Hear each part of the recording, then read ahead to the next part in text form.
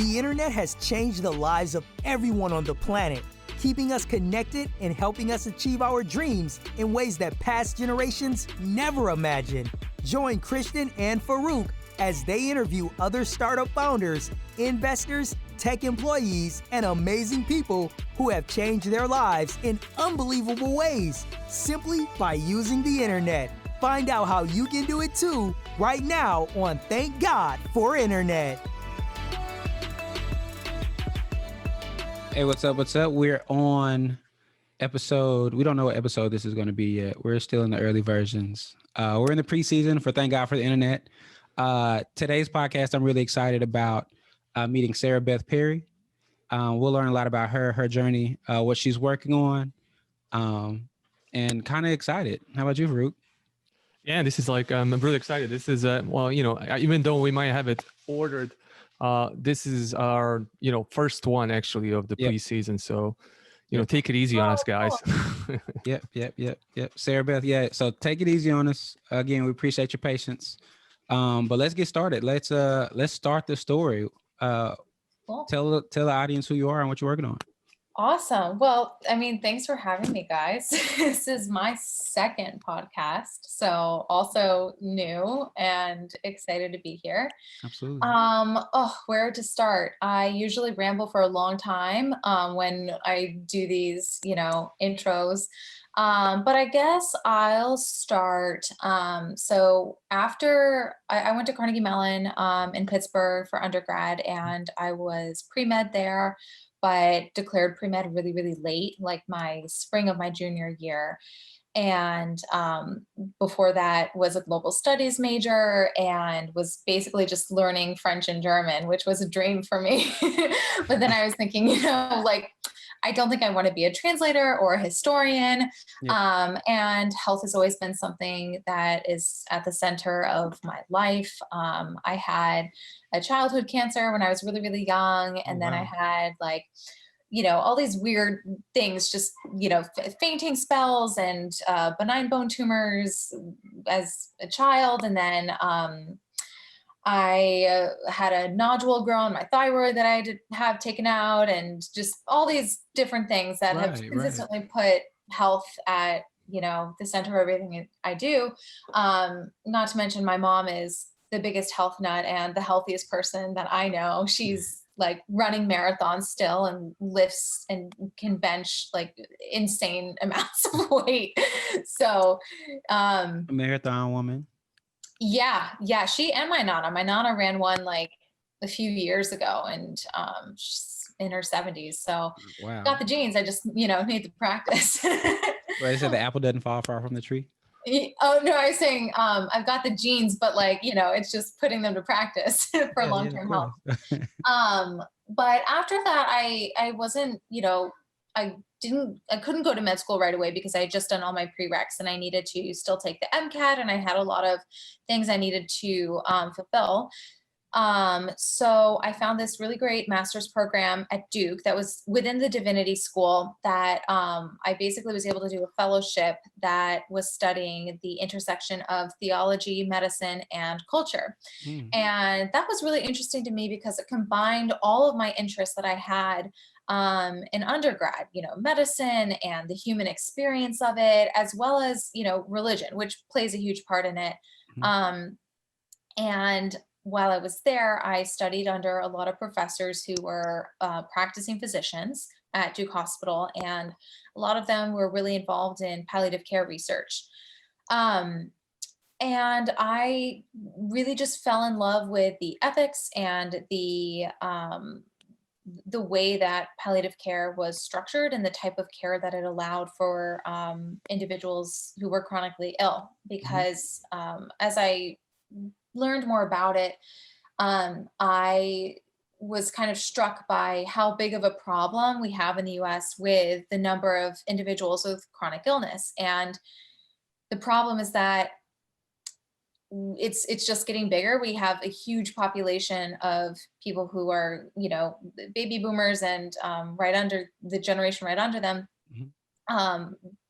The track that we're on is for many, many people to have multiple chronic illnesses. And a lot of those people aren't in the hospital. So palliative care, if you're not familiar, kind of opens up the philosophy of hospice to people who have more than 6 months or less to live, because that's a cutoff for hospice. And it provides this multidisciplinary care team approach to people who have really complex needs. But it takes into account this, financial, social, socioeconomic, relationship. Are they close to their family? Do they have support? What does their environment look like? Mhm. And it tries to address it from a holistic perspective. And I was thinking, like, that makes so much sense. Why does this not exist outside of the hospital? Because for so long, and it's starting to become more common now, but for so long, it was just for cancer patients or patients who were in the hospital. So after I did my master's, I was doing some remote research with the global health department. And then I found a department at Mount Sinai Hospital who was basically working on just that. And I was lucky enough to get in touch with the people who were running it, and they had an opening for a clinical research coordinator position there. So that was, I was in San Francisco for like 4 months, and then flew all the way back to New York and kind of started everything Wow. there. So it was an amazing experience. But during that time, a few things were happening. One, I was realizing that I have so many other interests outside of research itself. And I started a meetup group with two other women called Design and Healthcare, which brought Mhm. together professionals from all different disciplines, health tech, design professionals, healthcare professionals. And then I was also starting to just really experience like really bad anxiety and panic attacks for the first time. And I had no idea why that was happening. Um, Maybe it was due to the environment of New York. I grew up like in Michigan and That's spent fair. time Yeah, mostly in no, New York could do Pittsburgh. that. Yeah. um, but personally, I was going through that. And then I was also seeing from the patients I was working with, because I would go to their homes, I would go to their clinic visits and have these, really intimate conversations with them, that a lot of people were interested in using cannabis for a health focused way, and wanted to include their doctors and wanted to do it in a responsible way. Cannabis, as well as like, hemp and CBD and the non intoxicating side of things. But they didn't know how to go about it. And so, we were as a research team, we're starting to get questions like, can you guys prescribe me medical marijuana? How do I use hemp CBD? And, having come from California and then being in New York, I was seeing just the huge difference in understanding, awareness, Yep. and options for people. There's a lot that was happening and is happening still on the recreational and beauty side of things, but there were much fewer options and people who were addressing the needs of those coming to the category for health.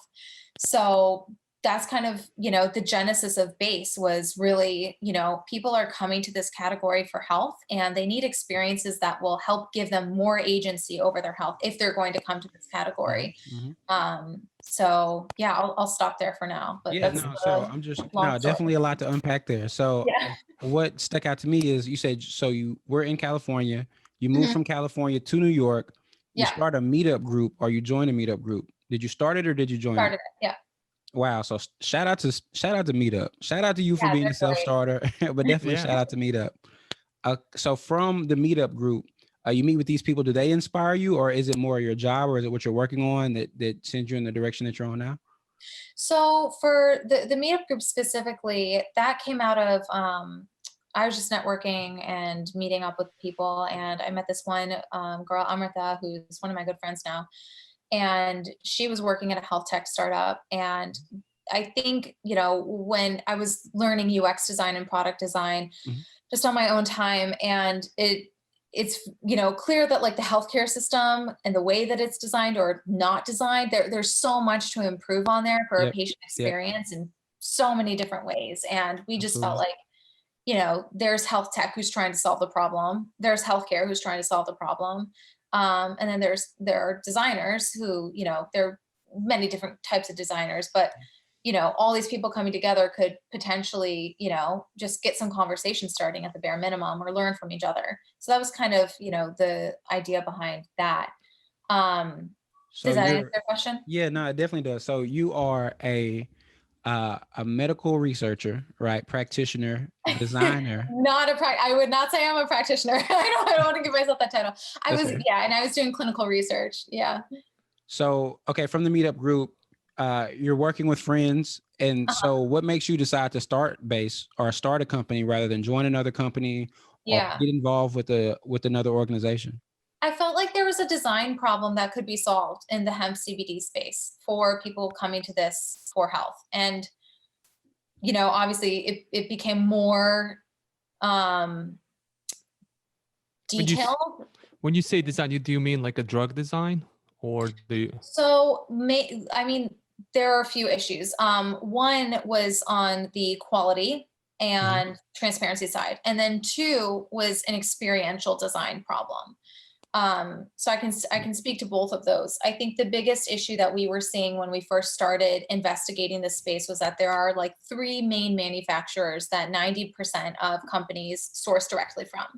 And the problem with this is that they have so much power that unless you have, huge purchases, there's no way that you can customize it for what your customers want. And so from a health perspective, for people coming to this category for health, it's really necessary to have minimal ingredient products, that are gluten-free, that are vegan, just kind of the standard for products, in the regular consumer space.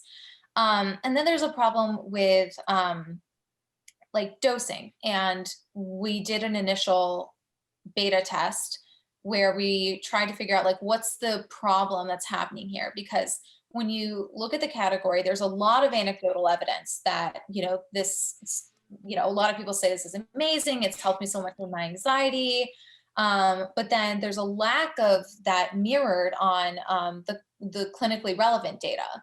So there's something happening in the middle, and that's a bigger problem. But from the standpoint at the beginning where it's like, some people are getting to the point where this is helping them and some people just aren't. So what's that problem? And we found that, for us, we discovered that the big problem that we thought we could tackle was onboarding and the initial dosing and finding a strength that works for your body. So that's kind of the initial problem we tackled. Yeah. My question is also, did all of your friends sign up for the beta program? No. No, like, I'm imagining like, hey, I'm volunteering, right? That's another question is because, the first thing that people, how do you deal with that kind of thinking that everybody thinking, oh, it's just stoners everywhere. These are the people who are going to purchase this product, right? Because that's like the first impression, people who are not familiar with, right? But, when you start reading more about it, you start seeing all the health benefits and things like that. So how did you overcome that? Like, how does that?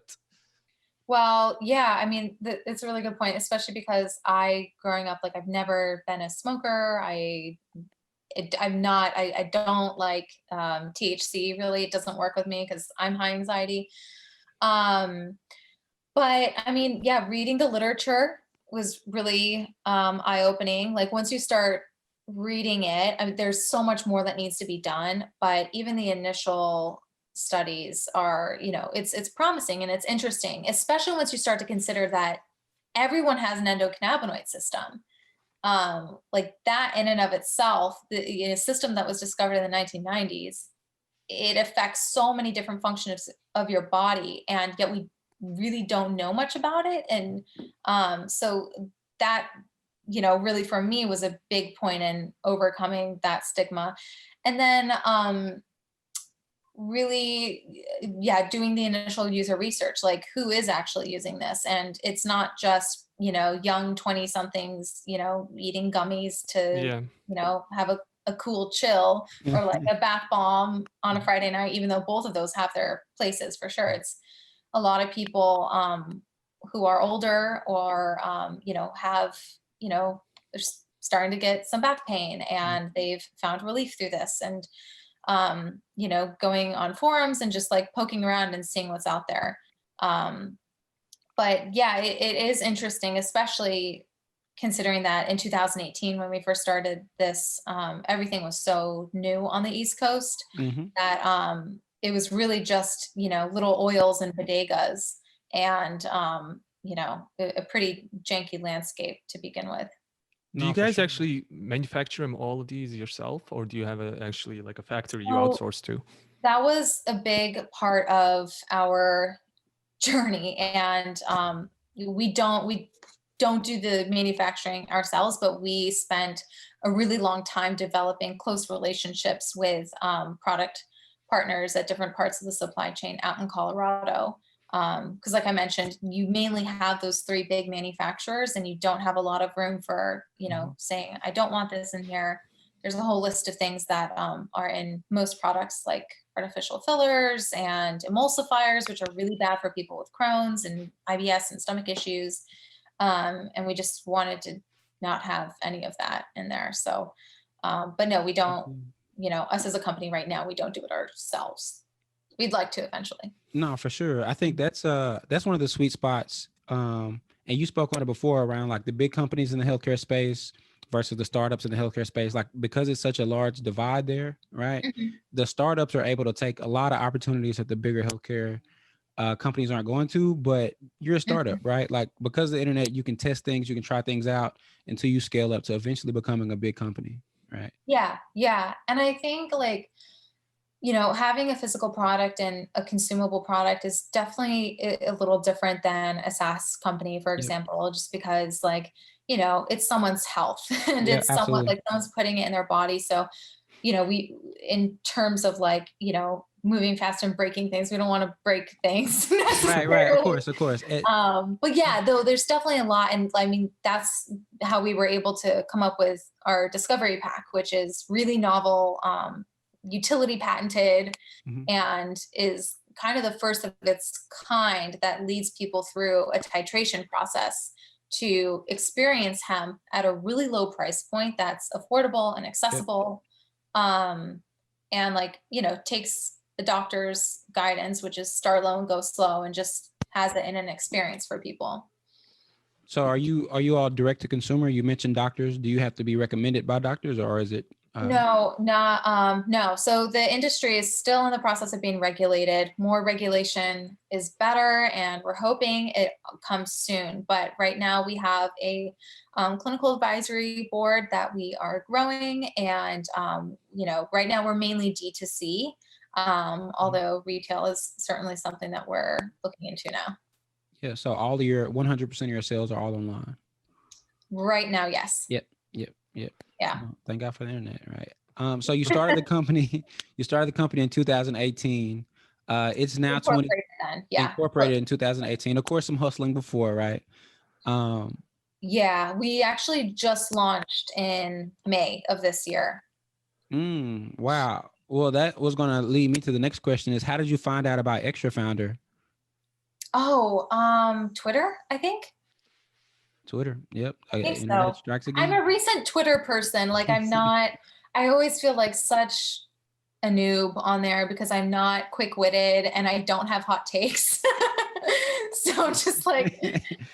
I was the same way. Like my account says it's been created in 2009, but I have not done anything since like 6 months ago or something. Yeah. Pretty much. It was all There's dead. definitely like personalities on there, and I'm just finding my way. Yeah, no, for An sure. amazing tool though. I've made like some great connections on there since I've been active. Yeah, no, that's one of the things social media is just super interesting to me because it seems like all these places have their own etiquettes, right? Like Yes. And if you're not native to it, it's hard to immerse yourself. Oh my gosh, I completely agree. Like Reddit, no idea. And I was really sheltered as a kid too. So like I wasn't allowed to really be on MySpace that much, or I don't want to go off on too much of a tangent. No. I mean, I want to dig deep in that. Like, what was your first internet experience? Like, when were you? Well, what was my first internet experience? I mean, I wanted to be on MySpace, but like, I remember. So I didn't live in a neighborhood. So in Michigan, my parents, our house was kind of on a busy road, so the neighborhood was behind us. And we had these backdoor neighbors that were basically sisters. Like we grew up together, and we ended up going to different elementary and middle schools because my mom was like, I think this school, is better. And so I didn't get to hang out with the kids like in my neighborhood. But I think like the first defining internet experience was probably when I was on MySpace, and like, how they had those top friends things? Yep. Yeah. Yep. Yeah. So like my best friend, or, and she's the sweetest person in the world and meant no harm from this, was not trying to exclude me, but I wasn't in her top friends list. And I was heartbroken because I'm like, They used to call I just want to go to the cool things. school and hang out with the cool kids and be cool. No, the top 8 caused so much controversy back in the day. I remember those days. Yeah. And I remember some, because you can design, people would design their MySpace pages like crazy. And like sometimes you load for like 10 minutes before you see somebody's page because they'll go crazy. And then, you know what? Actually, so many web developers and web designers started designing on MySpace. Like that's how so it gave birth to a lot of developers. We wouldn't probably have some great ones today if it wasn't for MySpace. Totally. What was the guy's name? Was it Tom? The guy who started? Tom. I remember Tom.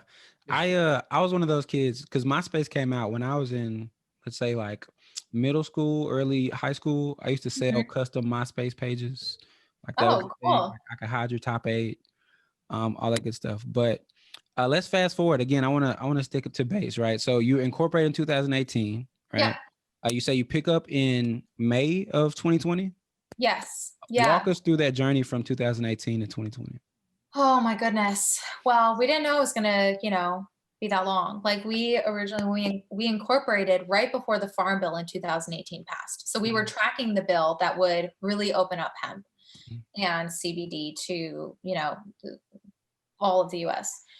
And we found a manufacturer that we thought, okay, this is like, 99% better than everyone else. This is a good starting point. And that's kind of what we wanted. We wanted to do a beta test because we didn't want to just put another soft gel out there. We didn't want to just like do something haphazardly.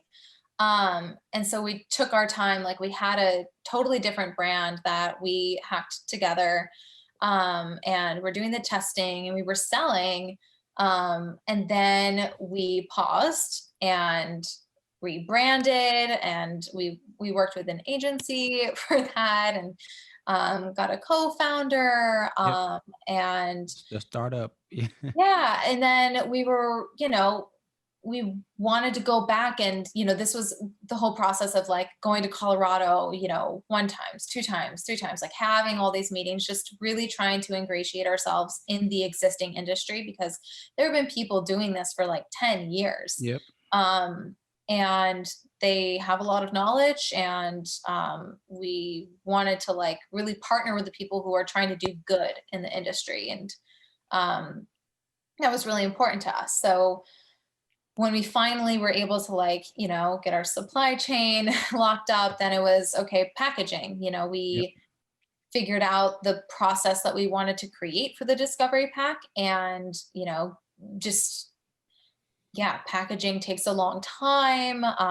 We were lucky enough to meet our design and dev partner, who is so important to what we do. He is now almost like a third co-founder.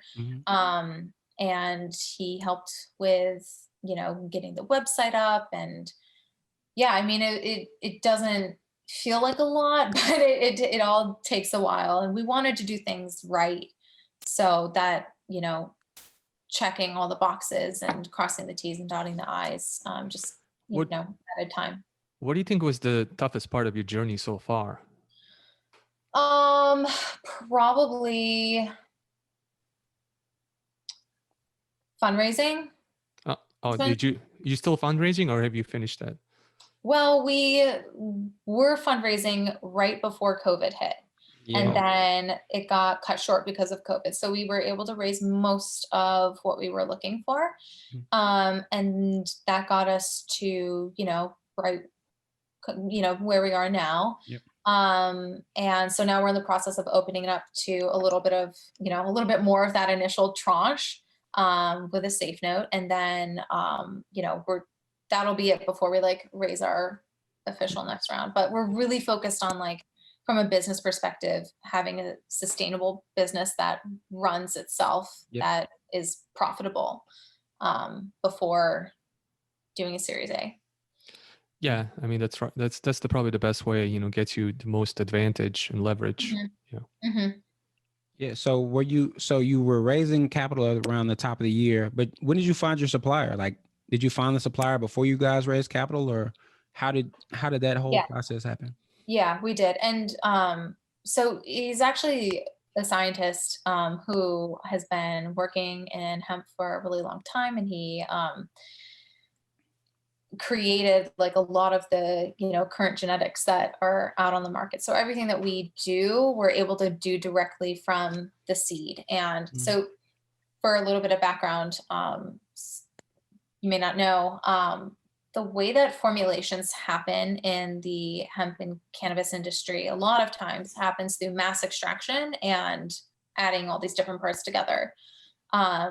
So just for example, this one cannabinoid CBG, it shows up in hemp at a really, really small percentage. So many times in order to get like, a tincture bottle or a capsule full of CBG, you have to like use a ton of hemp and isolate out that one cannabinoid and then put it all together. But we don't have to do that because Science. So we found him and were able to get in contact with him and kind of solidify the supply chain before raising money. But it was hard to do without, having like the product and packaging all in hand. We had the whole concept and we had it rendered out. It was, just. How much? Go ahead, Fruit. How much did you all of this know about? And was this all new? Did you have to learn all this on the job, or were you kind of experienced in all this? I've been in 2018. I was new to hemp, CBD, cannabis. So all new. Wow. So how'd you find this guy? How'd you find the doctor? Right? Did you find him in the yellow pages, or did you was he referred to you by somebody, a friend? Yeah, it was networking in Colorado and talking to the experts and just kind of gaining trust. Like there was no easy answer. He's not on Google. It was just a lot of like saying no when we felt like it wasn't a fit. I mean, we went to so many meetings with, people who said, we can white label your whole product for you. We can, basically just, you can just buy the soft gels and the, whatever you want. But because they have so much power, they wouldn't tell us things like where their extraction was, what kind of extraction they did, which is really important for the consumer and really important for, us and transparency. They wouldn't tell us where the farm was or what kinds of farming practices they use. So it was really just like we had to follow our guts and say like, no, this is not what we want. And not settle. But it was tough to not do that because time was running out. It felt like it was, at least. No, that's a startup paranoia. Interesting. Yeah. It's very impressive how you were able to accomplish all this by yourself, especially in something like you said, it's a totally brand new industry, something you're not used to, able to found the founder, get funding, launch a product, especially I have the most amazing partner, who's my life partner too, I guess. We met at Carnegie Mellon and we were really, really good friends for a long time. And then we started dating like 4 years ago and then got a dog and then started the company together. And then, he does it with me and it's, I could go on and on because he's amazing. And I definitely could not have done any of this without him. Yep.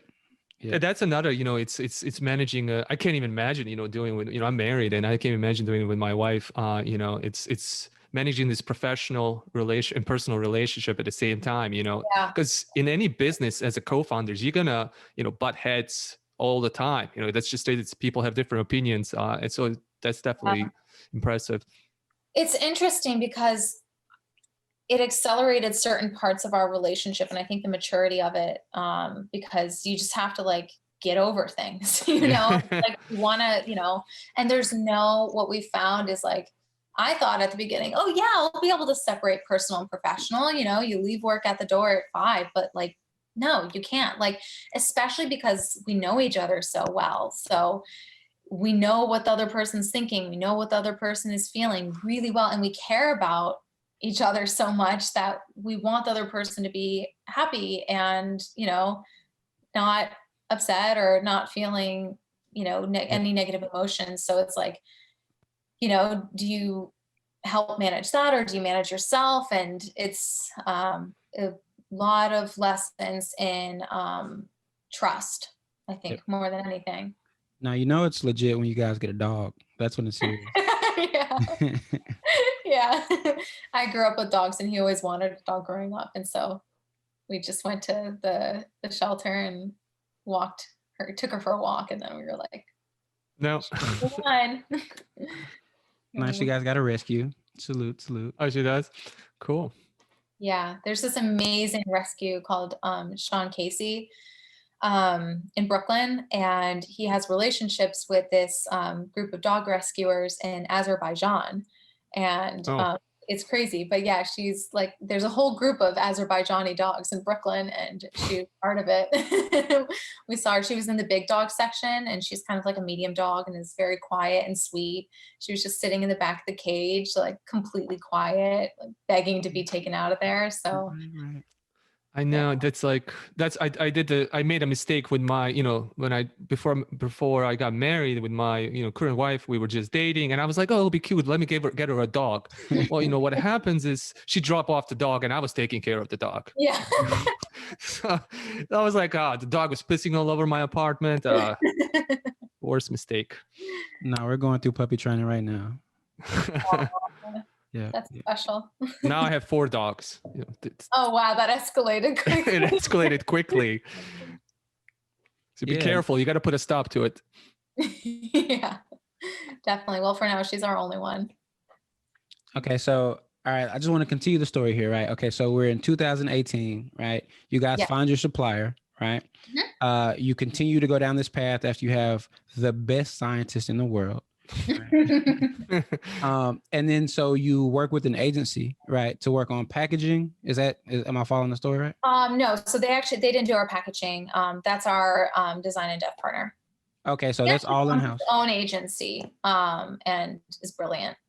Nice. Yeah, I mean, partner. Now you've spoken before, right? Design in the healthcare space. I've worked with healthcare clients, right? Design is usually the last thing on their mind, right? Mm-hmm. So with you having it in-house, you guys, it seems like have a tremendous advantage. Is that kind of how you all seen it? I like to think so. Yeah. I mean, we're very, very close to our customers as much as possible. Like we try and provide every single avenue for feedback and ask for feedback often. I think, the discovery pack was, I'm really proud of it because I think it solves a real need in the space.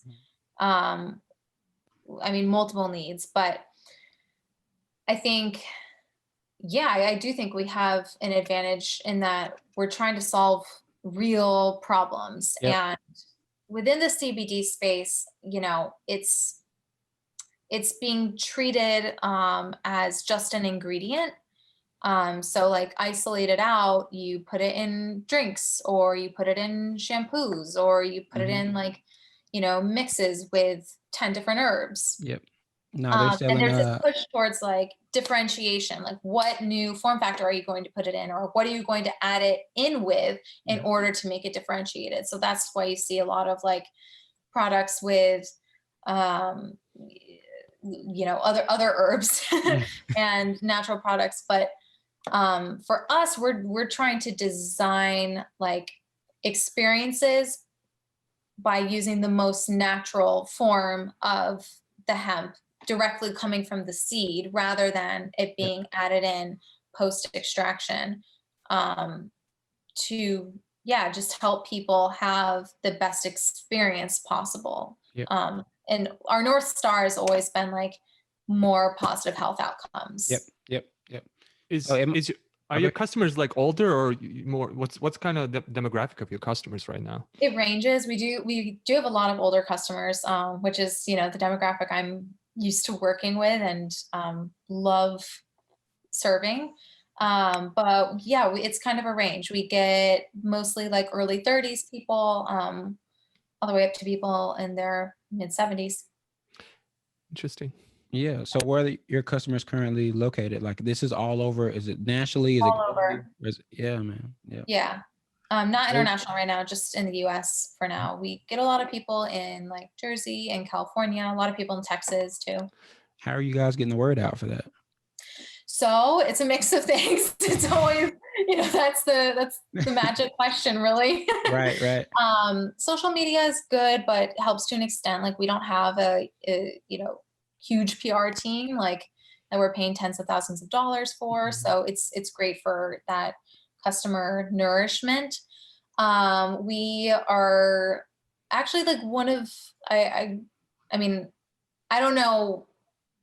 I don't want to make a generalization, but a lot of people in the industry have difficulty running Facebook and Instagram ads, and we've had a certain amount of success with it. Yep. So that's one way we get customers. Yep. And yeah, I mean, we're working on different organic channels right now, podcasts being one. No, for and, long, like good content marketing. No, I want to toss you up here and give you space for a shameless plug right here. So for people who are listening, right, and they want to experience the product, where would they go? So you could go to our website, which is bacehealth.com, BAC as in cat, E health.com. You could also go to our Instagram, which is Bace Collective. And yeah, those are the two main spots. But the website is number one. And okay, you're fancy on Instagram. Well, that's a whole nother story. We're trying to make that branding consistent, but yeah. Someone was sitting on Bace Health. Whoever's out there on Bace Health, let us know. Oh, I got that already. Okay. Saving it. Yep. Yeah. No, definitely. So, okay, when did you guys have a product in the market? Like, so going from scientists, when did you launch May of this year? Yeah, we soft launched it. Mm-hmm. Okay, and that's when you guys wrapped up the fundraising? The first tranche, it got cut off a little bit, and we're in the process of actually wrapping it up right now. Yeah. So I guess you can't really even, what I was going to ask was, how has Corona affected the business, but you guys really launched inside of the quarantine? Yeah, I mean, we had a whole go-to-market plan that was in New York. It was going to be these small, intimate, in-person gatherings where we would have our, one of our clinical advisors come and talk, or have a meditation with our product, and all of that kind of changed. So Corona was, it was difficult, but it allowed us to focus on the fundamentals and just work on optimization. And that's kind of been our, what we've stuck to, and just getting the numbers to, a good spot. And now that we, feel like we're at a good place, we're now able to focus a little bit more on retail and expansion. What are your hopes for the next year? What is your plan? So we have a lot that we want to do. We have some changes we're already making based off of customer feedback, just in terms of the product assortment that we have available. We hope to, really branch out into good retail partnerships that are, good for our brand and where we feel like we can make an impact.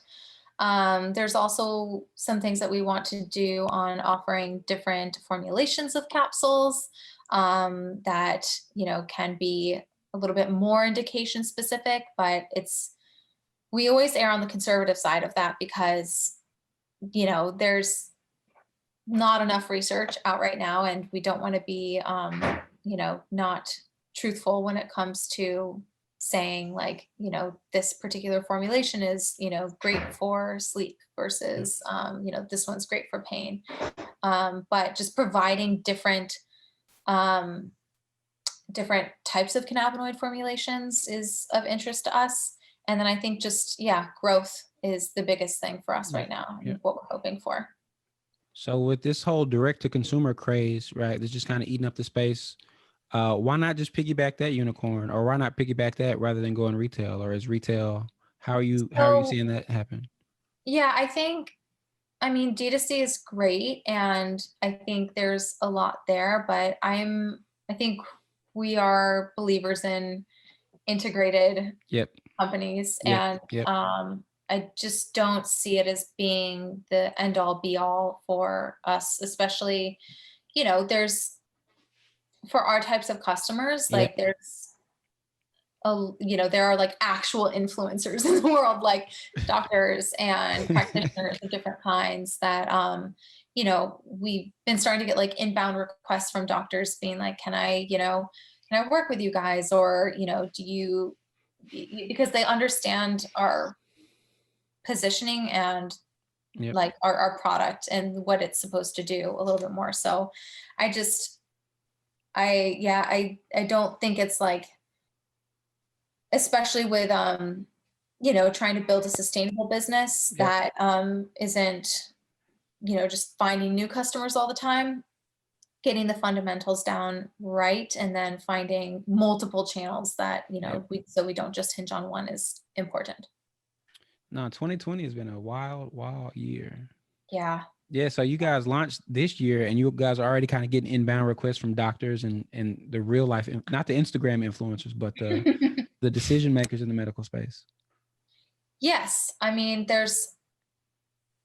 yeah, and I think that's definitely a realm in which we want to Yep. push into. Yep. And Yep. the closer we can be to physicians, and the more accurate, responsible information we can give people, the better. Yep. Yeah, no, congratulations on the first year. Pat yourself on the back. Oh, I guess it's the third year / first Oh, year. I know. It sounds so crazy. Is Yeah.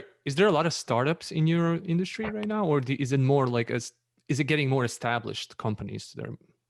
Um, there are certainly a lot of players. There's no lack of competition per se. I think there are a few industry established companies who have been around for many years. So that's like the Charlotte's Web, the CBD Plus, those guys. And then there are some newer startups that have a lot of venture funding, and we decided not to go that route at first.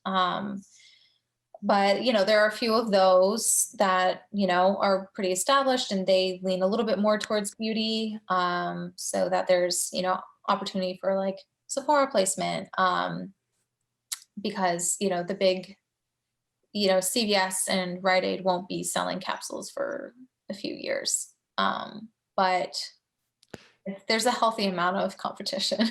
You mentioned something in the beginning that which is kind of counter to what I would expect it to be, that you're actually hoping for more regulations, because like in this I was thinking like you want less regulations.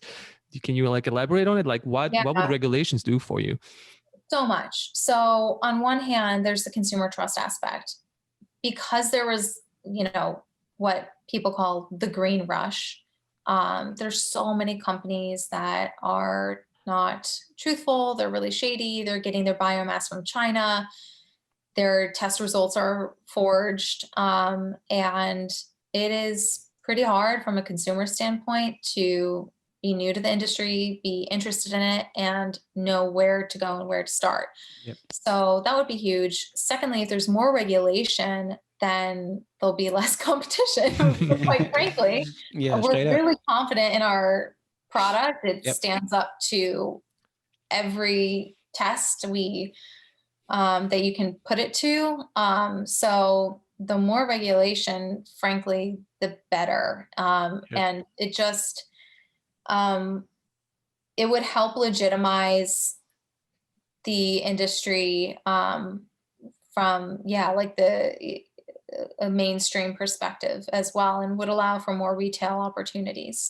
See, that's a definitely good selling point for you then, is that you want more regulations, because it gives to the authenticity of Yep. your product and what you believe in. Yep. Yeah, no, that definitely separates you from every kid who's in high school and just fires up a Shopify store, right? Yeah, I think hard to say like, yeah, everyone else is doing it wrong, but we're doing it right. But you don't have to, I think when you're doing a really good job, you don't even have to mention the other people who aren't, right? Like, yeah. So Definitely. yeah, no, that's definitely cool to see that you believe in the product that much. Yeah, for sure. Since you started in COVID, or at least when you actually launched the product, you're mostly doing everything remote, I'm assuming, right? So are you planning to stay remote based company, or what's your opinion on that? Yeah. I mean, we're a really small team right now. It's myself, my partner, and our design and dev partner. And then we have some fractional work, friends who work on it with us. So yeah, we've always kind of been remote, and I think we'll probably stay remote unless we want to, really set up base in Colorado or a particular state. Yeah, it's just been how we've always done it. No, for sure. Yeah, no, Farouk, you brought up an interesting point, because that's one of the things that I'm observing are really more curious is how founders are approaching this, right? Like, do you take on the overhead eventually once you have like a 5, 10, 20 person team, or do you look for talent remotely, right? Like as you kind of build out that team, what are some of the roles that you would think need padding in the company right now? Because right now you said it's 2 of you guys and a quasi third co-founder. Yeah. Well, he's definitely very, very important. Yeah. I think, the roles that we are needing, I mean, I think, sales would definitely be something soon-ish.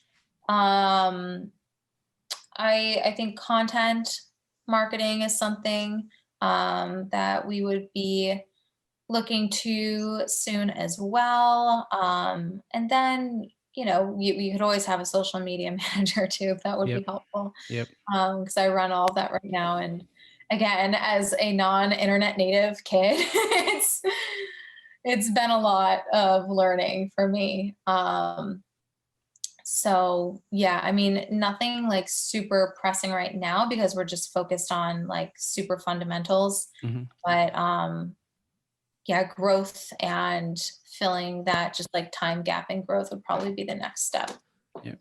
No, I want to touch on that non-internet native piece for a little while, right? Like we joked about the MySpace being the first like aha moment. When as an entrepreneur did you realize that the internet was a thing that you could use for your business, right? Like why not? Well, I guess, did it make sense for you to go website first? Was that like a by default, or was it a conscious decision that you made rather than looking to go?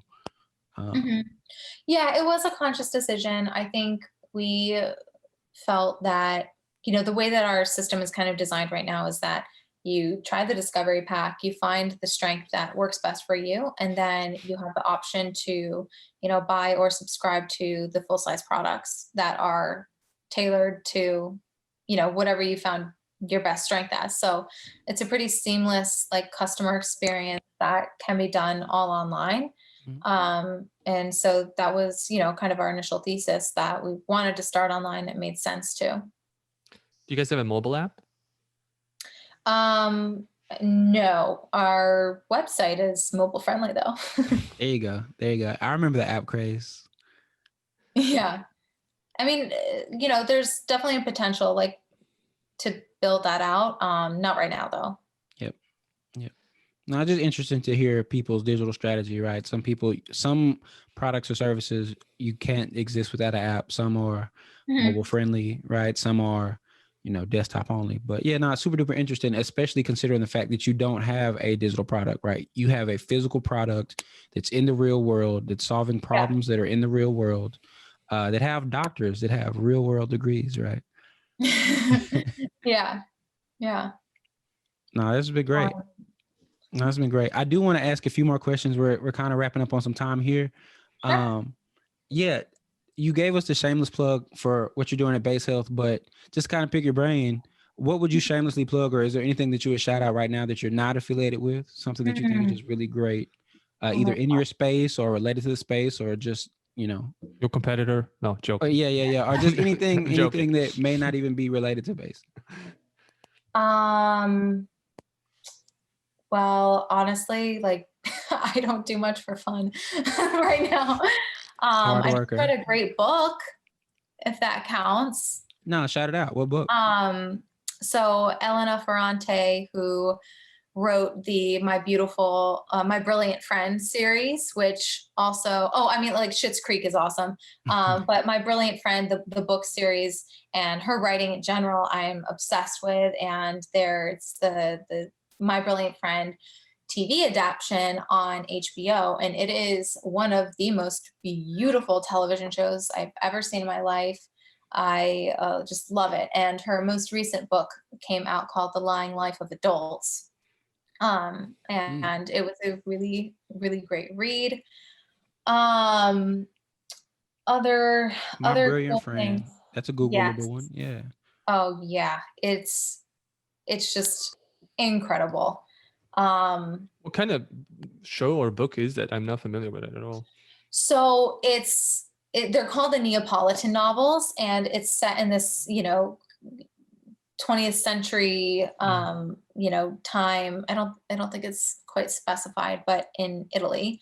And it just follows the story of these two girls who start in the same town, and they grow up together, and they have this like very intimate platonic female friendship. And it really, I think, is demonstrative of how a lot of female friendships are in the real world. There's love, and there's attachment, and there's competition, and there's jealousy, and there's just the way that she's able to get inside the characters' heads and make you feel things is uncanny.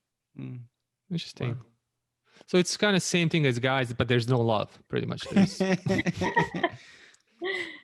I wouldn't know. the dudes. Yeah, the dudes. I love you, bro. I love you, bro. That's as far as it goes. Yeah, I'm sure there is. It's just not spoken. Exactly. Right. Just some head nods, like Fist pumps. That's it. Yeah. That's all changing though. Nah, for sure. Yeah, Nah, this for has sure. been great. I want to wrap this interview up with like, what would you say the future of Bace Health is, or what the future for you as a founder? Well, what do you see the next? What's the end So goal? North Star is always more positive health outcomes. So that can take us to many different places, and I think it's more personalized experiences, more options for measured approaches to natural products that are health first and take a minimalistic approach, and then telehealth. Telehealth. Oh, interesting. Yeah. Telehealth. That's a bomb to drop as we try to wrap it up. That's a whole new segment now. Yeah, for sure. Nah, this has been great. Yeah, it's very exciting to have you on the show, and your story was very interesting. And I'm looking forward to, keep an eye on you, and hopefully, you become very successful, and we hear in the news, and more about you in the news. Yeah, no, for sure. Where can people follow you on your rise to riches? Oh goodness. So my Instagram, I really just post photos of my family and animals. So Twitter is probably the best place. I think my Twitter, I think you don't have your Twitter handle just ready? No, I don't. It is SC Perry 2012. You can put it in the chat for us too. Okay. Yeah. We can definitely follow. SC We'll Perry tag you, 2012. But I'm more active on there now. So I'm trying to tweet about marketing, D2C things, CPG. Yep. Healthcare, all of that good stuff. It's definitely an interesting time to be selling things. Yeah, definitely. For sure. Yeah. Now, I'll go ahead and wrap this one up. Now, this has been great. I appreciate your time. I appreciate you joining us. I appreciate your patience with us. Yeah, this is. I would say this was our virgin, session. Wonderful. Well, I appreciate your guys' time, and thank you for listening. No, absolutely. Speaking with me. Thank you too. Well, to everyone listening to the podcast, you can follow SC Perry 2012 on the Twitter. And you can follow Bace Health. I'm assuming is that on Twitter as well? That is on Twitter, yes. Bace Collective on Instagram. Yes. And basehealth.com to try out the discovery packs. Yep. Yeah. No, it's been great. Guys, we appreciate you listening throughout the episode. If you made it this far, definitely thank you. And we look forward to the next episode. All right. All right. Well, Sarabeth, until next time. Okay. Thanks, guys. Bye. Bye. Bye. Thank you so much for tuning in to Thank God for Internet. If you enjoyed today's show, be sure to show your support by subscribing and leaving an honest review on Apple Podcasts, Stitcher Radio, or wherever you're listening right now. For more great content, head over to extrafounder.com. Thank you and catch you on the next episode.